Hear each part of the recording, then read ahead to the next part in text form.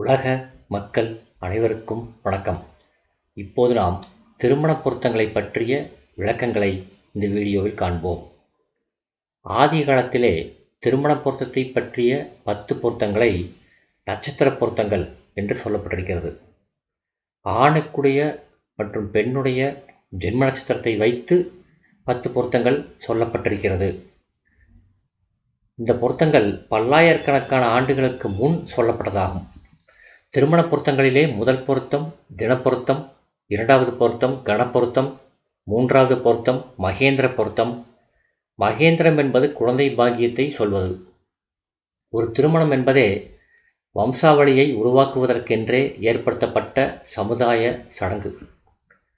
பொருத்தங்களில் மகேந்திர பொருத்தம் முக்கியம். 4வது ஸ்திரீ தீர்க்கம், 5வது யோனி பொருத்தம். யோனி பொருத்தம் என்பதே ஆண்களின் மர்ம உறுப்பையும் பெண்களின் உடலமைப்பையும் பொறுத்தது. யோனி பொருத்தமும் மிக முக்கியமானது.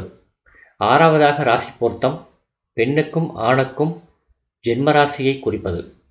இருவருக்கும் ஏக ராசியாக ஒரே ராசியாக இருந்தால் குற்றமில்லை. ஏக நட்சத்திரமாக மட்டும் இருக்கக்கூடாது. அடுத்து 7வதாக ராசி அதிபதி பொருத்தம். இந்த பொருத்தம் முக்கியமானது. கணவன் மனைவிக்குள் கருத்து வேறுபாடுகள் ஏற்படாமல் இருக்க இந்த பொருத்தம் முக்கியம். அதோடு மட்டுமல்லாமல் பெண் வீட்டாரும் ஆண் வீட்டாரும் கருத்து வேற்றுமைகள் இல்லாமல் ஒற்றுமையாக இருக்கவும் இந்த பொருத்தம் அவசியம். 8வதாக வசிய பொருத்தம். வசிய பொருத்தம் என்பது பெண் ஆணை நேசிப்பது, ஆண் பெண்ணை நேசிப்பது. 9வதாக ரஜ்ஜு பொருத்தம், மரணத்தை பற்றியும் கண்டங்களை பற்றியும் சொல்வது. 10வதாக வேதை பொருத்தம். இது முக்கியமாக எடுத்துக்கொள்ள வேண்டியதில்லை. வசிய பொருத்தமும் ரஜ்ஜு பொருத்தமும் மிக அவசியமாக எடுத்துக்கொள்ளப்படுகிறது. முதலாவதாக மேற்கண்ட 10 பொருத்தங்களிலே முக்கியமாக நாம் எடுத்துக்கொள்ள வேண்டியது மகேந்திர பொருத்தம், அதாவது குழந்தை பாக்கியத்தை பற்றி சொல்வது. 2வதாக ராசி அதிபதி பொருத்தம், 3வதாக யோனி பொருத்தம், 4வதாக வசிய பொருத்தம், 5வதாக ரஜ்ஜு பொருத்தம். இந்த 5 பொருத்தங்கள் இருந்தாலே திருமணம் செய்து கொள்ளலாம். 10 பொருத்தத்தில் 6 பொருத்தம் இருந்தால் நல்ல பொருத்தம். பல்லாயிரக்கணக்கான ஆண்டுகளுக்கு முன்னால் ஏற்படுத்தப்பட்ட இந்த 10 பொருத்தத்தை பார்த்துத்தான் திருமணம் செய்து கொள்வது என்பது வழக்கத்தில் இருந்து வருகிறது.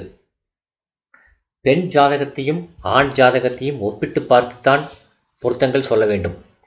ஆணுக்கு லக்கினம் ஆண் ராசியாக இருக்கலாம், பெண்ணுக்கு லக்கினம் பெண் ராசியாக இருக்கலாம். ஆண்களுக்கு ஆண் லக்கினமாக அமைவது சிறப்பு, பெண்களுக்கு பெண் லக்கினமாக அமைவது சிறப்பு. ஆண்களுக்கு ஆண் லக்கினமாக அமைந்தால் நல்ல சுறுசுறுப்பும் ஆண்மை பலமும், அதாவது உழைக்கும் ஆற்றலையும் தரும். சுறுசுறுப்பாக இருப்பார்கள், கெட்டிக்காரராக இருப்பார்கள், எந்த வேலையையும் எளிதாக கையாளக்கூடிய ஒரு நிலையை பெற்றிருப்பார்கள். இதுவே லக்கினம் சொல்லும் கருத்து. பெண்களுக்கு பெண் லக்கினமாக அமைவதுதான் சிறப்பு. சில பெண்களுக்கு ஆண் லக்கினமாக கூட அமையும். ஆண் ராசிகள் தான் ஆண் லக்கினமாக சொல்லப்பட்டிருக்கிறது. மேசம், மிதுனம், சிம்மம், துலாம், தனுசு, கும்பம் ஆகிய ராசிகள் ஆண் ராசிகள். எனவே ராசிகளெல்லாம் பெண் லக்கினங்கள், ஏனைய ராசிகளெல்லாம் பெண் லக்கினங்கள். ஆண் லக்கினம் அமையப்பெற்ற ஆண்கள், ஆண் லக்கினம் அமையப்பெற்ற பெண்களை திருமணம் செய்து கொள்ளலாம். ஆண் லக்கினம் அமையப்பெற்ற ஒரு பெண்ணை பெண் லக்கினம் அமையப்பெற்ற ஆண்கள் திருமணம் செய்யக்கூடாது. அப்படி செய்தால் அந்த பெண்ணை சமாளிக்க முடியாது, ஈடு கொடுக்க முடியாது. பெண்ணுடைய கட்டுப்பாட்டில் தான் குடும்பம் நடக்கும். ஜாதகத்திலே 2ஆம் இடம் குடும்பஸ்தானம். இந்த குடும்பஸ்தானம் ஆணுக்கும் பெண்ணுக்கும் தீதுபடாமல் இருக்க வேண்டும். குடும்பாதிபதி எனும் 2ஆம் இடத்து கிரகம் நல்ல நிலையை பெற்றிருக்க வேண்டும். அவர் நீசம் பெற்றோ வக்ரம் பெற்றோ அஸ்தமனம் பெற்றோ இருந்தால் அது சரியான ஜாதகம் இல்லை. அது ஆணாக இருந்தாலும் சரி, பெண்ணாக இருந்தாலும் சரி. அடுத்து 5ஆம் இடம் என்பது புத்திர பாக்கியம், சந்தான பாக்கியத்தை சொல்லக்கூடிய இடம். இந்த இடம் தீதுபடாமல் இருக்க வேண்டும். 5ஆம் இடம் அசுபகிரக வீடாக இருந்தாலும் சுபகிரக வீடாக இருந்தாலும் அந்த வீடு தீதுபடாமல் இருக்க வேண்டும். 5ஆம் இடத்து அதிபதி 6, 8, 12ஆம் இடங்களிலே மறைந்துவிடக்கூடாது. அடுத்து 5ஆம் இடத்து அதிபதி அஸ்தமனமானால் பலனை தராது, வக்ரகமானால் கூட பலனை தரும். 5ஆம் இடத்து அதிபதி நட்பு ராசியில் இருக்கிறாரா அல்லது ஆட்சி உச்சம் பெற்றிருக்கிறாரா என்பதை கவனிக்க வேண்டும். இருவருடைய ஜாதகத்தையும் கவனிக்க வேண்டும். அடுத்து 7ஆம் இடம் என்பது ஆணை பொறுத்தவரை மனைவியையும் பெண்ணை பொறுத்தவரை கணவனையும் சொல்லக்கூடிய இடம். இது தீதுபடாமல் இருந்தால் ஒற்றுமையாக இருப்பார்கள். ஆணும் பெண்ணும் ஒரே கருத்துடையவர்களாக இருப்பார்கள். அடுத்து 8ஆம் இடம். 8ஆம் இடம் என்பது ஆயுள் ஸ்தானம். இந்த ஸ்தானம் இருவருக்கும் தீதுபடாமல் இருக்க வேண்டும். 8ஆம் இடம் என்பது ஆணுக்கு ஆயுள் ஸ்தானம் என்றும் பெண்ணுக்கு 8ஆம் இடம் என்பது மாங்கல்ய ஸ்தானம் என்றும் சொல்லப்பட்டிருக்கிறது. இந்த மாங்கல்ய ஸ்தானம் பெண் ஜாதகத்திலே தீதுபட்டிருக்க கூடாது. 8ஆம் இடம் என்பது ஆண்களுக்கு ஆயுள் ஸ்தானமாக வருவதால் ஆண்களுக்கும் 8ஆம் இடம் தீதுபட்டிருக்க கூடாது. 8ஆம் இடத்தை நன்றாக பரிசீலனை செய்ய வேண்டும்.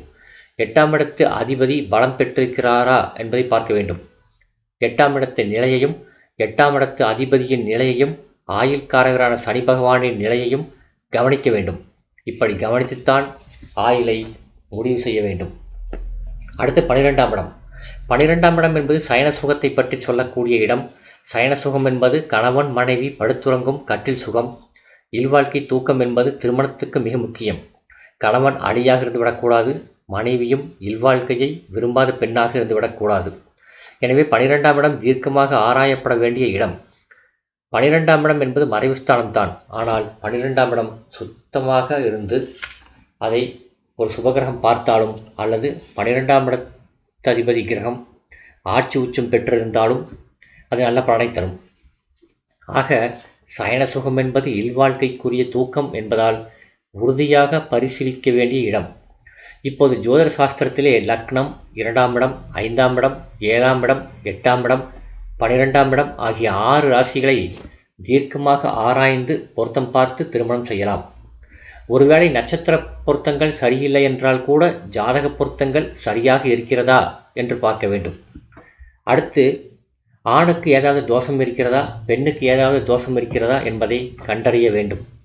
ஒரு தோஷமுள்ள ஜாதகத்துடன் ஒரு தோஷமுள்ள ஜாதகத்தைத்தான் திருமணம் செய்ய வேண்டும். செவ்வாய் தோஷம் ஒரு ஜாதகத்துக்கு இருக்கிறது என்றால் மற்றவருக்கும் அதே செவ்வாய் தோஷம்தான் இருக்க வேண்டும் என்று அவசியமில்லை. ஏதாவது ஒரு தோஷம் இருந்தாலே போதுமானது. தோஷத்துக்கு தோஷம் சரியாகிவிடும். தோஷம் இல்லாத ஜாதகம், தோஷமுடைய ஜாதகத்தை திருமணம் செய்யக்கூடாது. தோஷமுடைய ஜாதகம் வலுவான பாதிப்பை, துன்பங்களை, கண்டங்களை, தோஷம் இல்லாத ஜாதகமாக இருந்தால் தோஷம் இல்லாத ஜாதகத்துக்கு தரும். எனவே அத்தியாவசியமாக நட்சத்திர பொருத்தத்தை விட ஆண் பெண் ஜாதகங்களை தீர்க்கமாக ஆராய்ந்து திருமணம் செய்வதே தற்போதைய காலகட்டத்திற்கு ஏற்றது. அதுதான் நல்ல திருமணமாக முடியும். அப்போதுதான் மகேந்திர பொருத்தம் எனும் புத்திர பாக்கியத்தை பெற முடியும். நல்ல சுகபோகங்களை கணவன் மனைவி ஒற்றுமையாக ஒருவருக்கொருவர் ஈடு கொடுத்து சரிகட்டி போக முடியும் என்றுதான் ஜோதிட விதிகள் சொல்கிறது.